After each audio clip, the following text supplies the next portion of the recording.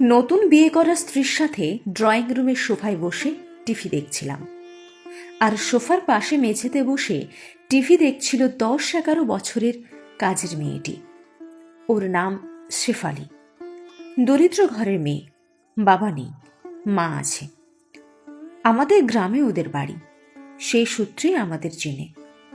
ওর মা একদিন মেয়েকে নিয়ে গ্রাম থেকে আমাদের বাড়িতে এসে আমার মাকে বলল, মেয়েটিকে যেন আমরা রেখে দিই, আমাদের এখানে থাকবে, কাজ করবে। মা রেখে দিলেন। তারপর থেকে মেয়েটি আমাদের বাড়িতে থাকে। মাঝে মাঝে ওর মা এসে মেয়েকে দেখে যায়। আমার স্ত্রী মেয়েটির দিকে তাকিয়ে বলল, তুমি নিচে কেন বসেছ? সোফায় বসো। মেয়েটি আমাদের এখানে আছে 2 বছর হলো। সে সবসময় নিচে বসে টিভি দেখে। তাকে কখনো আমরা সোফায় বসে টিভি দেখার কথা বলিনি। মেয়েটি তাই অবাক এবং কিছুটা ভয় নিয়ে আমাদের দিকে তাকালো। সে বুঝতে পারছে না কি করবে। স্ত্রী তখন উঠে গিয়ে মেয়েটির হাত ধরে দাঁড় করিয়ে সোফায় বসালো এবং হেসে বলল, এখন থেকে সোফায় বসে টিভি দেখবে, কখনো নিচে বসবে না।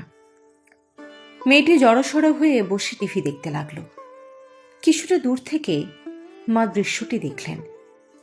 পরে মা আমাকে তার রুমে ডেকে বললেন, আমাদের সৌভাগ্য যে আমরা খুব ভালো একটা বউ পেয়েছি। আর বাবা বললেন, বউটার যত্ন নিবি, আমি নিশ্চিত এই মেয়ে আমাদের জীবন বদলে দেবে, ঠিক যেমন তোর মা আমাদের জীবন বদলে দিয়েছিল। বাবার কথা অক্ষরে অক্ষরে মিলে গেল।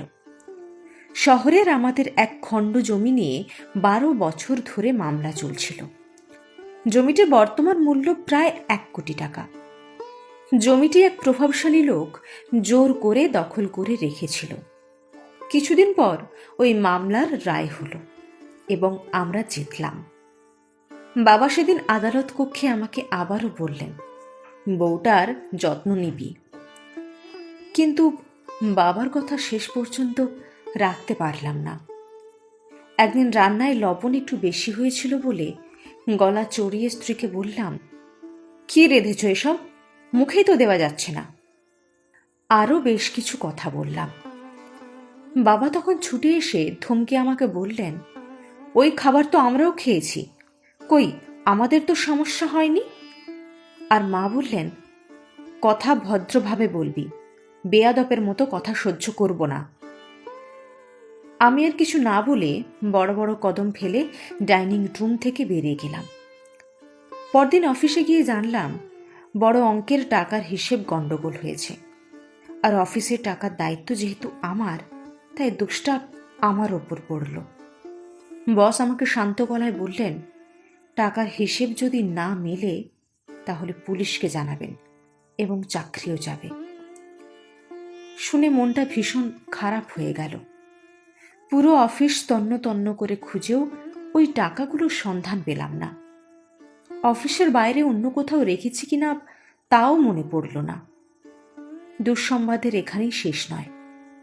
সেদিনই জানতে পারলাম, ওই প্রভাবশালী লোক যে আমাদের জমি দখল করে রেখেছিল, উচ্চ আদালতের রায়ের বিরুদ্ধে আপিল করেছে। তার মানে আবারও দীর্ঘদিন ধরে মামলা চলবে, অর্থাৎ আরও খাটুনি এবং টাকা খরচ হবে। বিধ্বস্ত মনে বাড়ি ফিরলাম। বাড়ি ফিরে প্রথম যে কাজটা করলাম তা হলো স্ত্রীর কাছে ক্ষমা চাইলাম। সেই সাথে বললাম, জীবনে আর কখনো তোমার সাথে বাজে আচরণ করব না, কথা দিচ্ছি।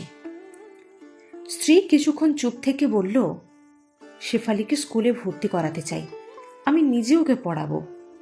অপ্রত্যাশিত কথাটা শুনে খানিক সময় ওর দিকে চেয়ে রইলাম। তারপর বললাম, তাহলে ঘরের কাজ করবে কি?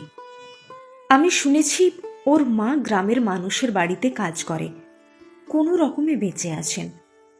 তুমি তাকে এখানে নিয়ে আসো, উনি আমাদের বাড়িতে কাজ করবেন।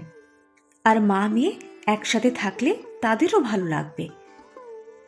তৎক্ষণাৎ রাজি হয়ে গেলাম এবং বাবা মাকে বলাতে তারাও রাজি হয়ে গেলেন। তারপরের ঘটনা অবিশ্বাস্য। অফিসের টাকাগুলো অফিসেরই এক ড্রয়ারে খুঁজে পেলাম। অথচ সেদিন এত খোঁজার পরও কেন পাইনি কে জানে।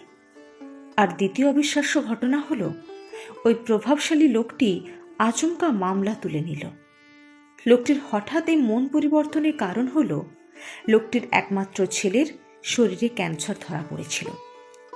সেদিন 2 হাত ভর্তি মিষ্টি নিয়ে যখন বাড়ি ফিরলাম, তখন বাবা পুনরায় আমাকে বললেন, বউটার যত্ন নিবি। বাবাকে তখন বললাম, আপনি সব সময় বউয়ের যত্নের কথা কেন বলেন? বাবা উত্তরে বললেন, একটা মেয়ে যখন বাবা মার বাড়ি ছেড়ে অচেনা এক বাড়িতে আসে, তখন ঈশ্বর ওই মেয়েটার মধ্যে সৌভাগ্য দিয়ে পাঠান। যারা ওই সৌভাগ্যের যত্ন নেয় তাদের জীবন আলোতে ভরে ওঠে, আর যারা অযত্ন করে তাদের জীবন ভেঙে চুরমার হয়ে যায়। এটা আমার মুখের কথা নয়, ঈশ্বরের কথা। ঈশ্বর বলেছেন, মেয়েরা হলো কল্যাণের প্রতীক। আমি তখন বুঝতে পারলাম বাবা কেন কোনোদিন মায়ের সাথে খারাপ আচরণ করেননি, আর সেজন্যই হয়তো শূন্য হাতে জীবন শুরু করে আজ ওপরে উঠে এসেছেন। স্টাডি রুমে স্ত্রী যখন শেফালিকে পড়াচ্ছিল, মেয়েটা পড়াশোনাও ভালো করছে। আমি দরজায় দাঁড়িয়ে স্ত্রীর দিকে তাকালাম। সে আমাকে দেখে হাসল। তখন আমার মনে হলো, চাকরি এবং কোটি টাকার সম্পত্তি পেয়ে যে আনন্দ পেয়েছি, তার চেয়ে অনেক বেশি আনন্দ পেলাম স্ত্রীর হাসি মুখ দেখে।